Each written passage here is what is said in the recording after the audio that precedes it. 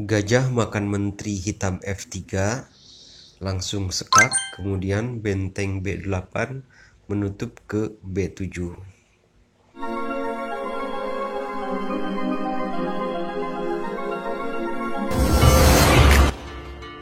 Assalamualaikum semuanya, halo teman-teman dimanapun berada.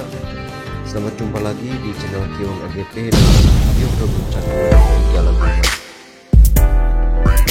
Oke teman-teman, seperti apa posisi problem caturnya? Mari kita lihat ya, susunan buah putih dan susunan buah hitamnya. Kick. Oke teman-teman, kita lihat sekarang.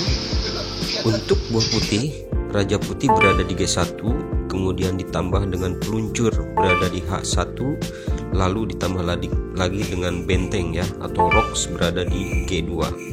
Nah, untuk putih seperti ini ya teman-teman. Kemudian untuk buah hitamnya, benteng berada di A7, ditambah lagi dengan benteng di B8, lalu menteri berada di F5, kemudian bidak hitam berada di H6, baru ditambah dengan raja hitam berada di A8. Nah, seperti inilah teman-teman ya problem caturnya. Silahkan amati dulu, silahkan teliti dengan seksama kira-kira kuncinya apa, lalu langkah pertamanya apa dan kemana. Oke, silahkan.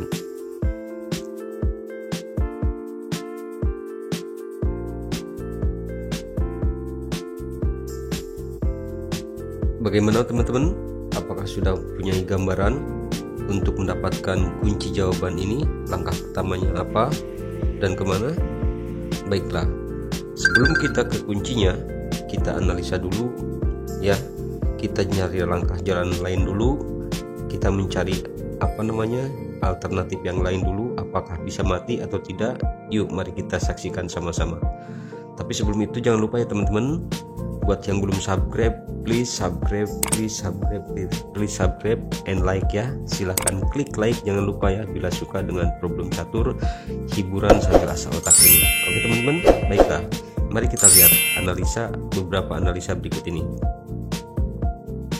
Seandainya apabila benteng G2 ke F2 langsung open skak ya, membuka jalan peluncur atau gajah yang berada di H1 langsung skak, dan benteng pun mengancam menteri, langkah terbaik untuk hitam bisa dengan benteng B8 ke B7 ya, menutup raja agar kuncung tidak bisa skak. Nah, kemudian benteng putih memakan menteri yang berada di F5. Tentunya langkah yang terbaik untuk hitam adalah benteng A7 melakukan skak ke A1, dan di sini pun apabila dihalangi oleh benteng, maka langkahnya akan lebih dari 3 ya teman-teman ya, dan tidak mati. Atau bisa saja raja putih melangkah ke F1, ke F2, ke G2 ataupun ke H2. Banyak pilihan untuk raja putih menghindar ya apabila jalannya seperti ini. Oke, sekarang kita kembali lagi ke posisi awal. Ketika benteng mengancam menteri ke F2 sekaligus open skak oleh gajah yang berada di H1, maka di sini langkah terbaik pun buat hitam masih ada ya, yaitu menteri bergeser maju menutupi ke F3. Apabila dimakan oleh peluncur, maka benteng yang berada di B8 akan maju selangkah menutupi jalur kuncung yang sedang skak ya. Dan di sini walaupun luncur makan, dan akhirnya raja hitam tidak mati dalam 3 langkah. Oke teman-teman, ini 2 alternatif ya yang tidak bisa mematikan raja hitam ya, dan berarti itu bukan kuncinya, bukan solusinya ya. Sekarang mari kita coba lagi ke jalan lain.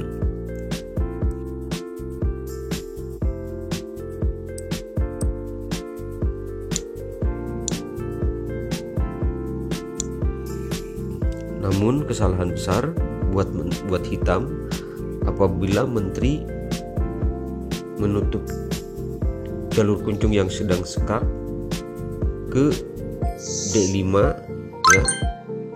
Dan di sini Raja Hitam akan mati dalam 3 langkah. Setelah peluncur memakan Menteri D8, di sini benteng putih yang berada di F2 mempunyai 2 jalur untuk mematikan Raja Hitam, yaitu antara A2 dan F8 ya. Coba lihat, benteng putih skak ke F8, Raja Hitam mati, kemudian skak lagi ke A2 juga, Raja Hitam mati.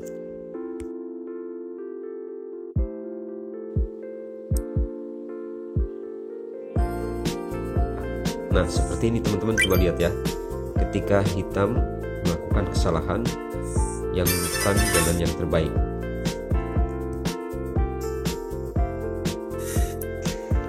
Atau bisa juga kesalahan hitam melakukan hal seperti ini ya. Jadi begitu disekak, benteng menutupinya terlebih dahulu, bukan oleh menteri ya, maka akan dengan mudah benteng putih melakukan skak seperti ini ya. Coba lihat teman-teman. Jadi itulah ya teman-teman, langkah-langkah salah yang diambil hitam ketika mendapat serangan seperti itu ya. Itu yang salah. Yang benar tadi sudah dipraktekkan di awal ya, yang sudah diperlihatkan tadi. Oke teman-teman, sekarang kita coba lagi ya, seperti tadi melakukan open skak ya, dan mengancam menteri, dan menteri balik lagi ke F3 untuk menjaga peluncur yang sedang skak. Nah teman-teman, ketika dimakan oleh benteng, di sini Raja Hitam pun tidak mati, dan ini adalah langkah terbaik hitam.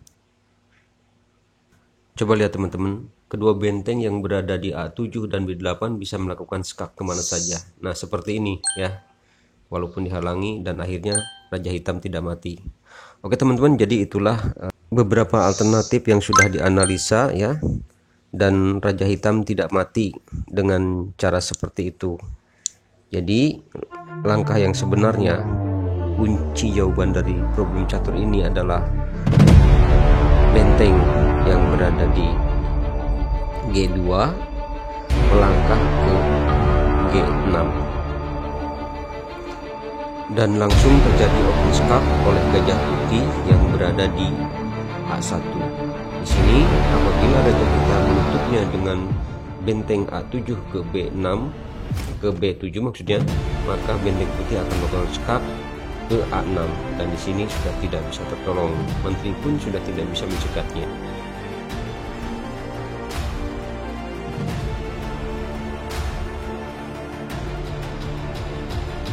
Begitupun dengan benteng yang berada di B8, apabila menutupnya ke B7 ya, tetap saja benteng akan melakukan skak ke G8, walaupun ditutup dengan menteri ke C8, menterinya akan dimakan oleh benteng dan langsung skak mati. Nah itulah teman-teman ya, salah satu kunci jawaban dari problem ini. Kemudian apabila menteri yang menghalangi, maka gampang saja teman-teman, kunjung yang bertindak memakan menteri, dan kemana saja ditutup oleh benteng A7 maupun A8, benteng putih akan melakukan skak ke G8 ataupun ke A6. Coba lihat saja teman-teman seperti ini. Nah teman-teman, coba lihat aksi menteri hitam saat menghalang-halangi gajah ya yang sedang melakukan skak. Namun di sini dia tetap tidak bisa tidak bisa menghalanginya, tidak bisa menanggulanginya, tidak bisa mengantisipasinya, tetap mati ya. Silahkan teman-teman lihat seperti ini.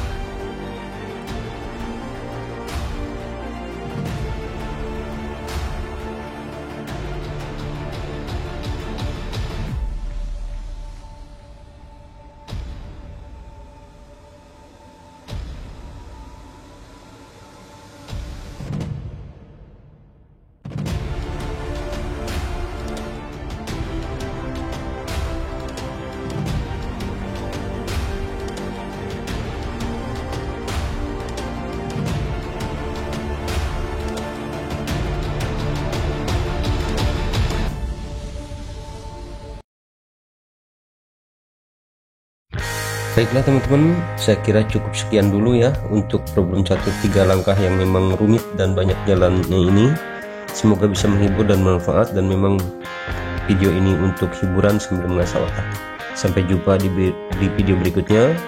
Terima kasih atas waktunya. Assalamualaikum, dan jangan lupa subscribe, please subscribe, like, and comment.